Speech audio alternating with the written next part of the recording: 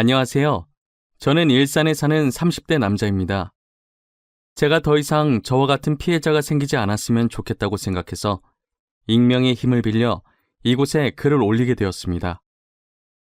저는 여기에 올라오는 사연들을 읽는 것으로 하루를 시작하곤 했었는데요. 그런 제가 글을 쓰고 있을 거라고는 생각을 못했습니다.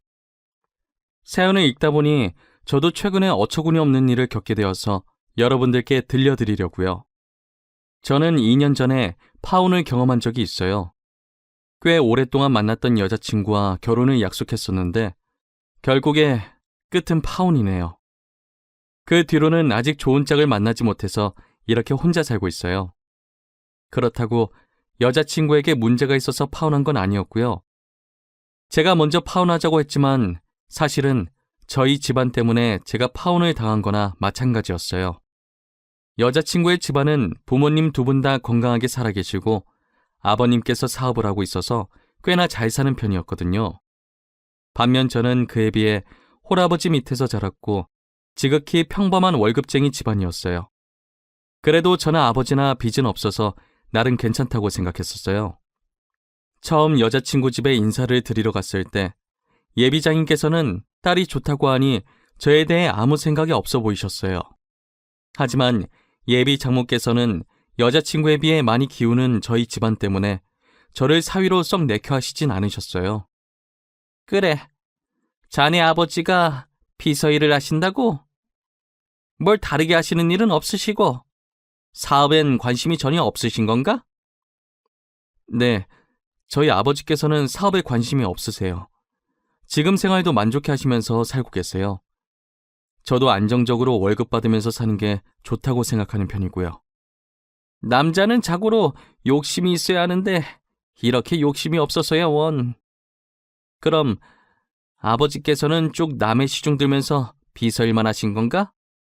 아, 네.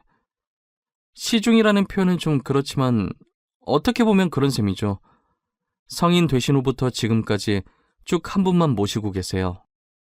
너무 대놓고 저희 아버지 직업을 무시하는 태도에 저도 기분이 좋지 않았어요. 하지만 예비 장모께서는 제 기분은 아랑곳하지 않고 계속 무시하시더라고요. 그래도 저는 어른들 앞이니까 나름대로 티를 안 내려고 정말 노력 많이 했어요. 모든 수모를 다 받아도 견딜 수 있을 만큼 여자친구를 많이 좋아하기도 했고요. 저는 예비 장모께서 제게 마음을 여시길 기다리고 있었습니다. 그런데 어쩐 일인지 예비 장모께서 먼저 저보고 만나자고 연락을 주신 거예요. 드디어 예비 장모께서 마음을 여신 건가 하는 부푼 마음에 여자친구 집을 다시 찾았어요. 너무 떨려서 배를 누르기 전에 심호흡을 몇 번 했는지 모르겠어요. 하지만 이런 저를 무색하게 만드는 흰 봉투가 제 눈앞에 떨어졌어요. 예비 장모께서는 제가 자리에 앉자마자 제 쪽으로 흰 봉투를 던지시더라고요. 진짜 드라마에서만 보던 돈 봉투를 실제로 받아보게 될 줄은 몰랐어요. 잘 산다고 하더니 정말 잘 사는 집안이었는지 봉투가 두둑했어요. 그리고는 예비 장모께서 섭섭치 않게 넣었으니까 자기 딸과 헤어져 달라고 하시더라고요. 여자친구한테는 자신을 만났다는 말을 하지 말라고 당부하시면서요. 어쩜 드라마랑 이렇게 똑같은지 순간 전원 버튼이 어디 있는지 찾을 뻔했다니까요. 저는 돈 필요 없다고 말하면서 봉투를 그대로 두고 여자친구 집에서 나왔습니다. 이별은 원래 만나서 해야 하는데 만날 기분이 전혀 나지 않아서 집 가는 길에 전화로 여자친구한테 이별을 통보했어요. 주연아, 우리 오늘 만나기로 했었잖아. 미안한데 일이 생겨서 못 만날 것 같아. 그리고 이것도 만나서 얘기하려고 했는데 도저히 만날 기분이 아니라서. 우리 이제 그만하자. 그만하자니? 오빠, 갑자기 그게 무슨 말이야? 헤어지자는 말 아니지? 우리가 왜 헤어져야 하는데 도대체 왜 그러는 건데? 나 방금 너네 어머니 만났어. 나한테 돈 봉투 던지면서 너랑 그만 만나라고 하더라. 나 어머님이 우리 아버지 무시하는 것도 너 때문에 다 참고 있었는데 이건 정말 아닌 것 같다. 우리 엄마를 만났다고? 돈 봉투는 또 무슨 말이야? 오빠, 내가 엄마한테 잘 말할게. 내가 설득할 수 있어. 그러니까 헤어지자고만 하지 마, 응? 내가 잘못했어. 내가 엄마 대신 사과할게. 너가 잘못한 게 아닌데 왜 너가 사과해? 사과할 사람은 따로 있지. 난 더 이상 이렇게는 못 살 것 같아. 미안해, 끊을게. 저는 결국 여자친구한테 예비 장모와 있었던 일을 이야기하게 되었어요. 여자친구는 곧장 예비 장모에게 따진 것인지 얼마 지나지 않아서 예비 장모에게 연락이 오더라고요. 내가 주연이한테 말하지 말라고 그렇게 얘기했는데 그새 주연이한테 일러 바쳤니? 왜? 그 돈으로는 부족했던 게야? 그럼 더 줄게. 얼마면 되는데? 제가 돈 받고 나온 것도 아닌데 왜 말하면 안 되는데요? 제 입으로 제가 말하겠다는데 무슨 상관이에요? 어머니께서는 무슨 일이든 이렇게 돈으로 해결하셨어요? 그래, 돈이면 다 되는 거 아니니? 돈만 쥐어주면 다들 조용히 입 다물더라. 너가 돈을 가져본 적이 없어서 모르나 본데 세상은 원래 돈으로 살아가는 거야. 어떻게 어머니한테서 주연이같이 착한 아이가 태어났는지 모르겠네요. 이런 어머니를 둔 주연이가 참 불쌍해요. 당신 딸 만날 일 없으니까 다시는 연락하지 마세요. 제가 원래는 막말하는 성격이 아닌데 저도 모르게 말이 막 튀어나오더라고요. 그래도 여자친구가 좀 걸리긴 했지만 하고 싶은 말을 하고 나니 속은 조금 후련했어요. 저는 여자친구 없이도 잘 살아보려고 노력을 많이 했어요. 하지만 제가 너무 사랑했던 사람이라 불쑥불쑥 여자친구가 생각나긴 하더라고요. 그런데 얼마 지나지 않아 예비 장모에게 다시 연락이 오는 거예요. 지금 여자친구가 저와 헤어지고 나서 식음을 전폐하면서 시름시름 앓고 있다고요. 보다 못해 이대로 딸이 잘못될까봐 저한테 전화했다고 하시더라고요. 나 주연이 엄마인데 우리 딸이랑 만나는 건 아무 말 안 하겠네. 그러니 주연이랑 다시 만나주면 안 되겠나? 지금 저랑 뭐 하자는 거예요? 제가 그렇게 만만하세요? 헤어지라고 돈 봉투 던질 땐 언제고 지금은 다시 만나달라고요? 지금 주연이가 많이 아파. 자네랑 헤어진 이후로 밥도 안 먹고 방에서 나오질 않아. 혼자서 시름시름 앓고 있는데 햄이 된 사람이 할 수 있는 게 이거밖에 없는 것 같아서 전화했어. 주연이 저렇게 만드신 건 어머니예요. 어머니가 그때 제게 돈 봉투만 던지지 않으셨어도 저희는 이렇게 헤어지지 않았어요. 알아요? 그래, 다 내 잘못이야. 그러니 우리 주연이를 봐서라도 한 번만 용서해주면 안 되겠나? 내가 다시는 둘이 만나는 걸로 아무 말 하지 않겠네. 솔직히 이때까지 예비 장모가 했던 말과 행동을 생각해보면 다시 만나고 싶지 않았어요. 예비 장모와 전화를 마치고 정말 오랫동안 고민을 많이 했어요. 애타게 기다리던 예비 장모에게 사과 문자까지 올 정도였으니까요. 하지만 저는 여자친구를 생각했던 것보다 훨씬 더 사랑했더라고요.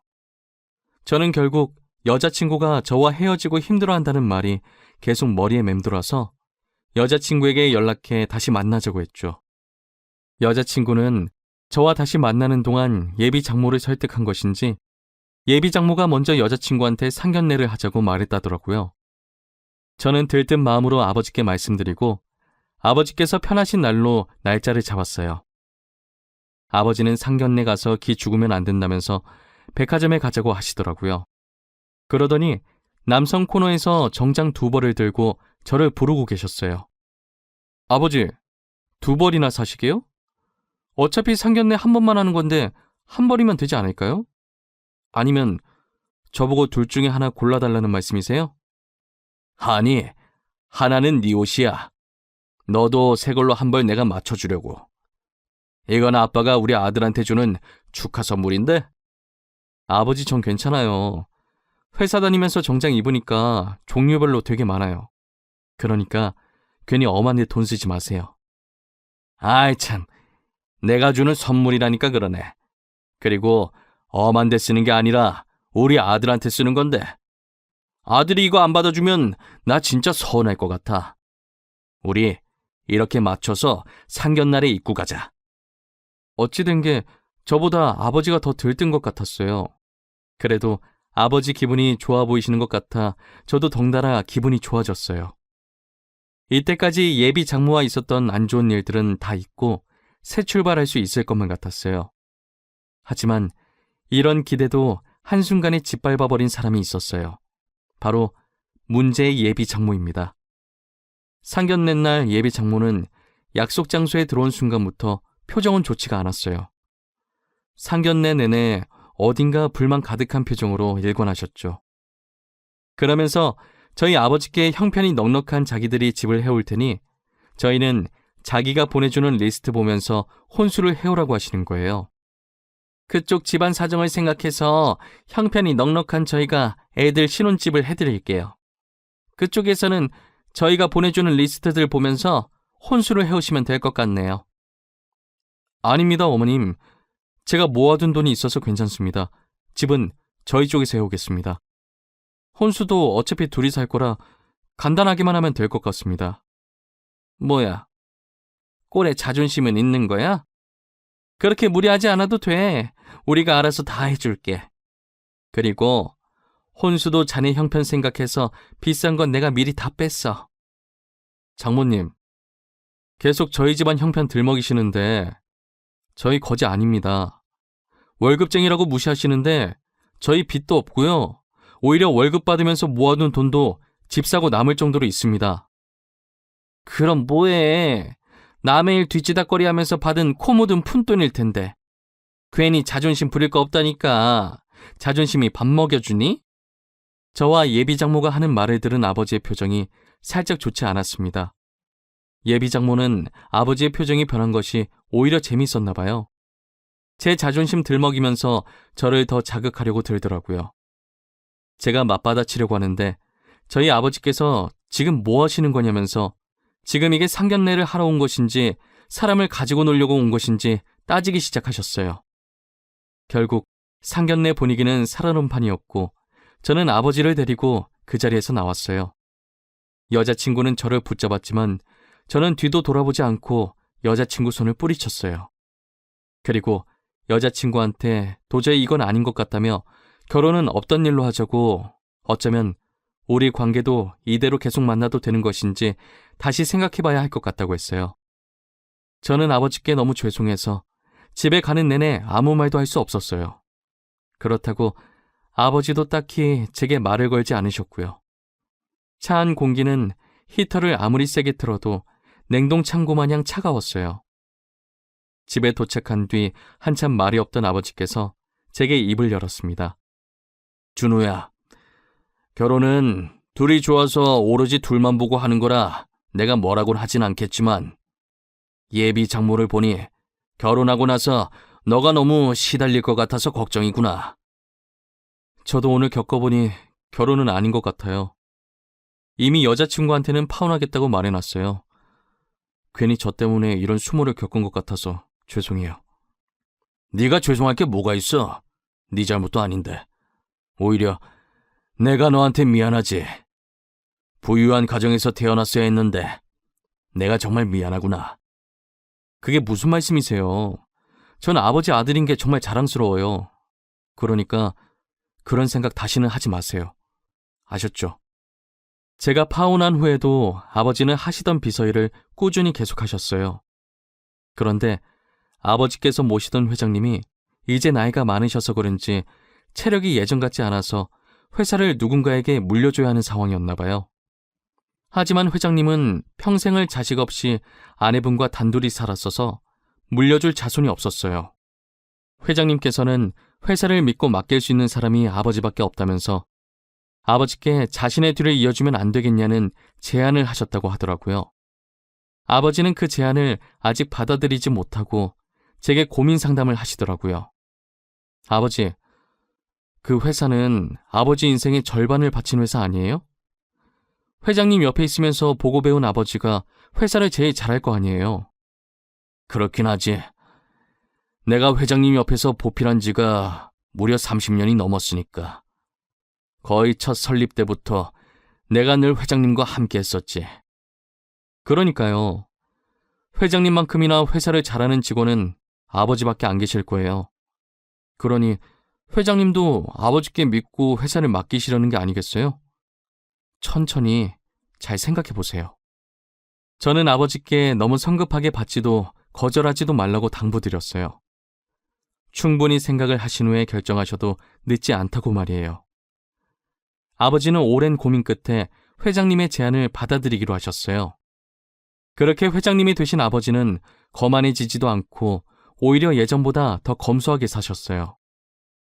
직원들 복지도 챙길 수 있는 건 아낌없이 다 챙겨주면서 퇴사율 0%를 기록하셨죠. 아버지께서 회사를 받으신 후로 더 승승장구했습니다. 가끔 전 회장님께서 놀러 오시면 흡족해하면서 역시 자신이 사람을 잘 봤다며 칭찬해 주시곤 하셨어요.